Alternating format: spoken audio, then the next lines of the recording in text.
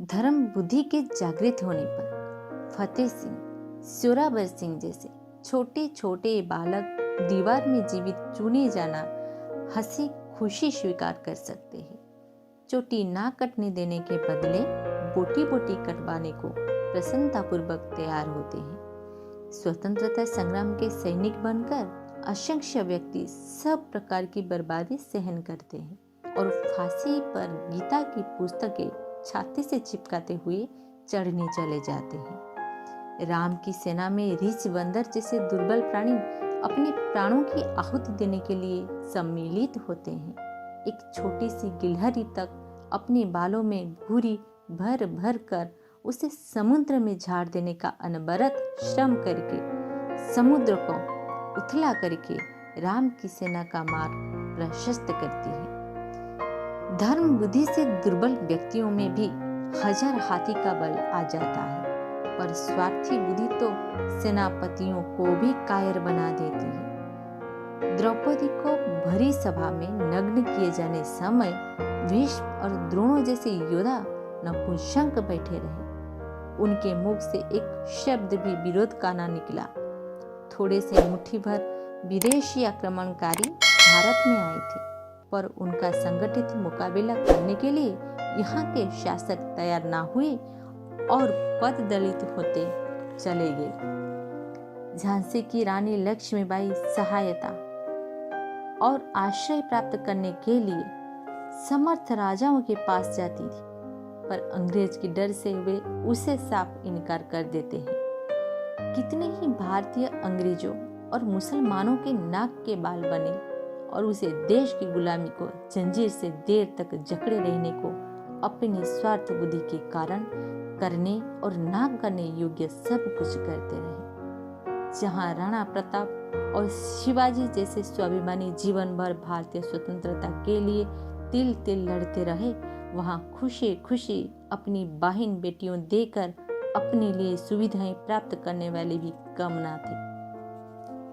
मनुष्य हाड़ मांस का पुतला, एक तुच्छ प्राणी मात्र है। उसमें ना कुछ विशेषता है न न्यूनता। उच्च भावनाओं के आधार पर वह देवता बन जाता है, तुच्छ विचारों के कारण वह पशु दिखाई पड़ता है और निकृष्ट पाप बुद्धि को अपना कर वह असुर एवं पिशाच बन जाता है। इस लोक में जो कुछ सुख, शांति, समृद्धि और प्रगति दिखाई पड़ती है, वह सब सद्भावनाएं और सत्प्रवृत्तियों का परिचय है। जितनी भी उलझने, पीड़ाएं और कठिनाइयां दिखती है, उनके मूल में कुबुद्धि का विष बीज ही फूलता फलता रहता है। सैकड़ों हजारों वर्ष बीत जाने पर भी पुरानी ऐतिहासिक इमारतें लोहे की चट्टान की तरह आज भी अड़ी खड़ी है, पर हमारे बनाए हुए बंद स्कूल पुल बनकर कुछ ही दिन में बिखरना शुरू हो जाता है। सामान और ज्ञान दोनों ही आज पहले की अपेक्षा अधिक उच्च कोटि का उपलब्ध है, पर उस लगन की कमी हो वो दिखाई पड़ती है, जिसके कारण प्राचीन काल में लोग स्वल्प साधन होते हुए भी बड़ी बड़ी मजबूत चीजें बनाकर खड़ी कर देते थे। कुतुब मीनार, ताजमहल, आबू के जैन मंदिर, मदुरा के मीनाक्षी मंदिर, अंजना की गुम्फाएं, मिस्र के पिरामिड और चीन की दीवार उस समय के बौद्धिक ज्ञान का नहीं, वरन उत्कृष्ट वस्तु निर्माण करने का भावना का प्रमाण प्रस्तुत करते हैं। मशीनों, कारखानों, नहर, बांध और सड़क के आधार पर हमारी सुख शांति नहीं बढ़ती। इनसे थोड़ी आमदनी बढ़ सकती है, पर उस बड़ी आमदनी से अनर्थ ही बढ़ता चला आ रहा है।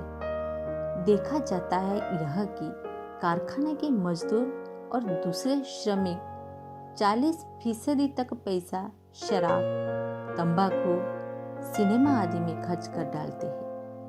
आमदनी बढ़ती चलने पर तरह तरह की फिजूल खर्ची के साधन बढ़ते जाते हैं। जिन्हें ऊंची तनख्वाहें मिलती है, वे भी अभाव और कमी का रोना रोते रहते हैं। धनी लोगों के व्यक्तिगत एवं पारिवारिक सामाजिक जीवन क्लेश, और द्वेष से भरे रहते हैं।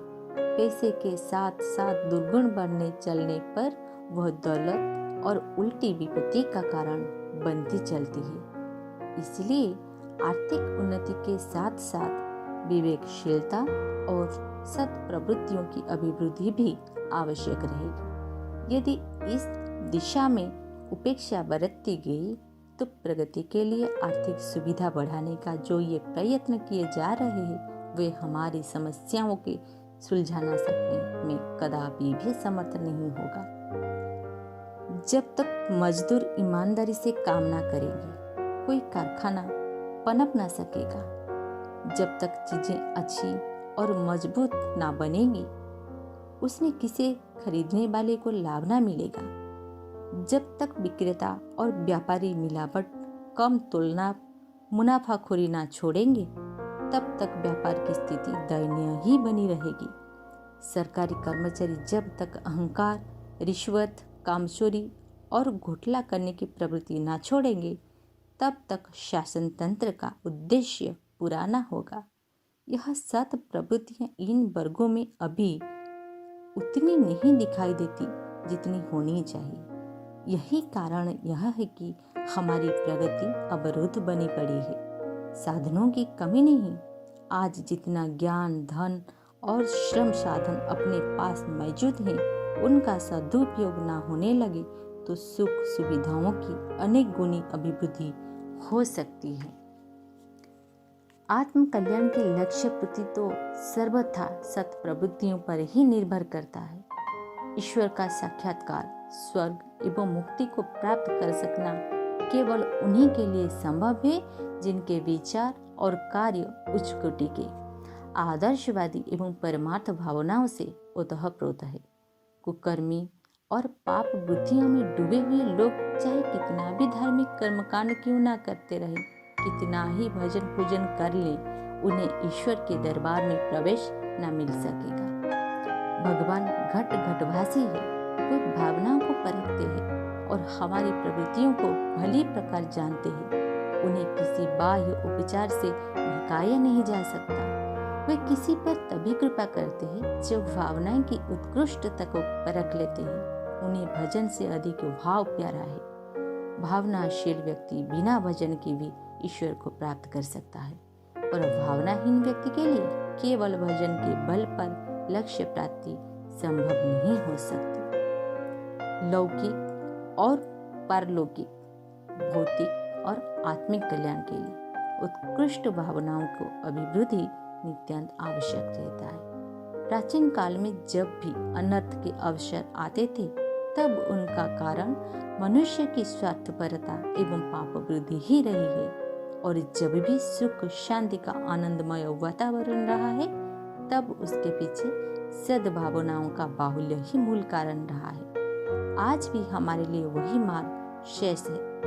इसके अतिरिक्त और कोई मार्ग ना पहले था और ना आगे रहेगा।